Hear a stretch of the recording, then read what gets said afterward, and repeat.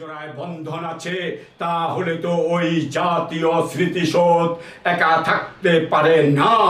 ওই জাতীয় স্মৃতিসৌধকেও তো জোড়ায় বন্ধন হতে হবে। ওই জাতীয় স্মৃতিসৌধ যদি প্রশ্ন হয়, তাহলে তো তার উত্তর থাকতে হবে। আমরা হলাম তার উত্তর শরীর। আমাদেরকে দিতে হবে জাতীয় স্মৃতিচারণ।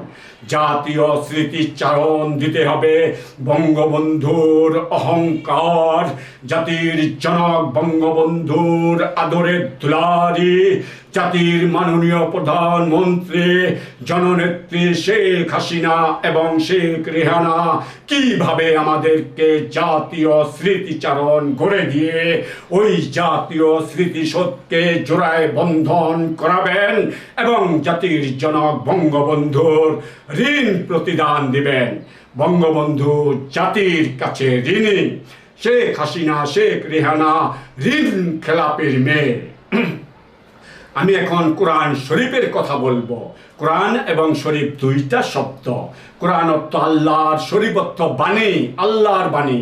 বাণী অর্থ কথা, আল্লাহর কথা এই পৃথিবীর বুকে কিভাবে এসেছিল।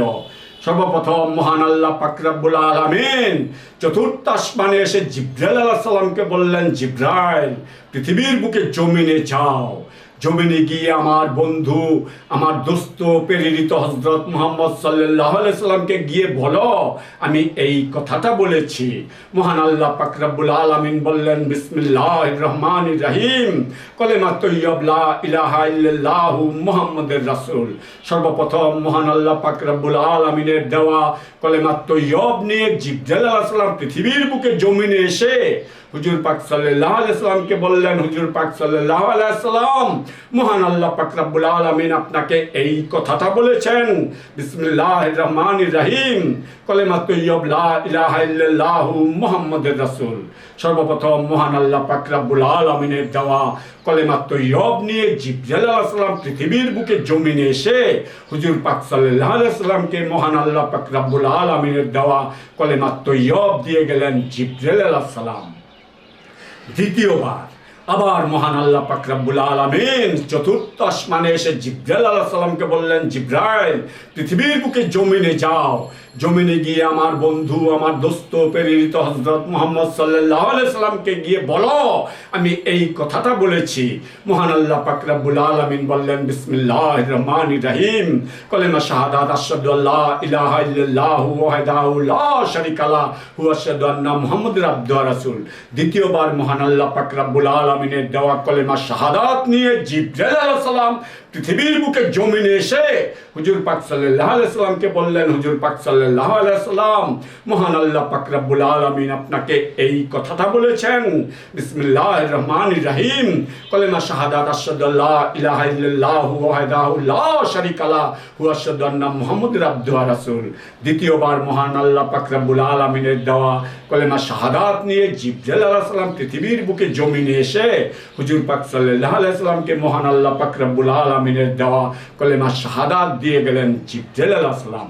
এইভাবে মহান আল্লাহ পাক রব্বুল আলামিনের দেওয়া 5 কলেমা সিদ্দিক নিয়ে জিবরাইল আলাইহিস সালাম পৃথিবীর বুকে 5 বার এসে হুজুর পাক সাল্লাল্লাহু আলাইহি সাল্লামকে মহান আল্লাহ পাক রব্বুল আলামিনের দেওয়া 5 কলেমা সিদ্দিক দিয়ে গেলেন জিবরাইল আলাইহিস সালাম। হুজুর পাক সাল্লাল্লাহু আলাইহি সাল্লাম মহান আল্লাহ পাক রব্বুল আলামিনের দেওয়া 5 কলেমা সিদ্দিক বিভিন্ন মেহফিলে ব্যাখ্যা দিতে শুরু করলেন। ব্যাখ্যা করতে করতে 5 কলেমা সিদ্দিক 30 পারা সিপারা 360 পাতায় বর্ণিত করেছিলেন হুজুর পাক সাল্লাল্লাহু আলাইহি সাল্লাম। হাতে রইল 5 কলেমা 5 পাতায়। 360 আর 5-এ কত হলো? ও মুসল্লি ভাইরা, আরে একটু সহযোগিতা করুন। 360 আর 5-এ 365 পাতায় মহান আল্লাহ পাক রব্বুল আলামিনের কথা কোরআন শরীফ। 1 বছর কত দিনে? 365 দিনে 1 বছর। মহান আল্লাহ পাক রব্বুল আলামিনের কথা কোরআন শরীফ 1 বছরের সমান হয়ে দাঁড়িয়েছে। আচ্ছা, 365 পাতায় যদি কোরআন শরীফ হয়ে থাকে, এক পাতা তো 2টা পৃষ্ঠা। ডানের পৃষ্ঠায় 365, বামের পৃষ্ঠায় 365। 365 কথা হলো 730 পৃষ্ঠায় মহান আল্লাহ পাক রব্বুল আলামিনের কথা কোরআন শরীফ। এক বছর কত দিনে বললেন? 365 দিনে এক বছর। আচ্ছা, 365 দিনে যদি এক বছর হয়ে থাকে, 365 রাতেও তো এক বছর। দিনের পৃষ্ঠা 365, রাতের পৃষ্ঠা 365। 365 কত হলো? 730 পৃষ্ঠায় এক বছর, 730 পৃষ্ঠায় মহান আল্লাহ পাক রব্বুল আলামিনের কথা কোরআন শরীফ সমান সমান হয়েছে। আমি এখন আজানের কথা বলবো। আজান হচ্ছে আহ্বান। আহ্বান অর্থ ডাক, নামাজের ডাক, নামাজের দাওয়াত, কল্যাণের জন্য এসো, মঙ্গলের জন্য আসো। 5 ওয়াক্ত নামাজের জন্য 5 বার আজান দেওয়া হয়, ফজর, জোহর, আসর, মাগরিব, এশা। আজান হলে পরে আমরা কি বুঝতে পারি? এদিকে দেখেন, আজান হয়েছে, নামাজের ওক্ত হয়েছে, মসজিদে যেতে হবে, জামাতে অংশগ্রহণ করতে হবে, নামাজ পড়তে হবে। আজান এবং নামাজ হলো পাক পাঞ্জাতন। এখন আপনি যদি বলেন, ও রহিম ভাই কই যান, তো রহিম ভাই কি বলবেন? ভাই আমি ওই জায়গায় যাইতেছি।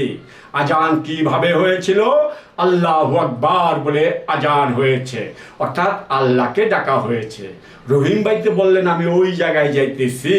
আল্লাহকে যখন ডাকা হয়েছে, আল্লাহ কি বলবেন আমি এই জায়গায় আইতেছি? হ্যাঁ, আল্লাহ এটাই বলেন যে আমি এই জায়গায় আইতেছি। রহিম ভাই যে বললেন আমি ওই জায়গায় যাইতেছি, যাওয়াটা হচ্ছে প্রশ্ন। আল্লাহ যে বলেন আমি এই জায়গায় আইতেছি, আসাটা হলো তার উত্তর। তো দেখেন আপনি কিভাবে আল্লাহ এই জায়গায় আসেন।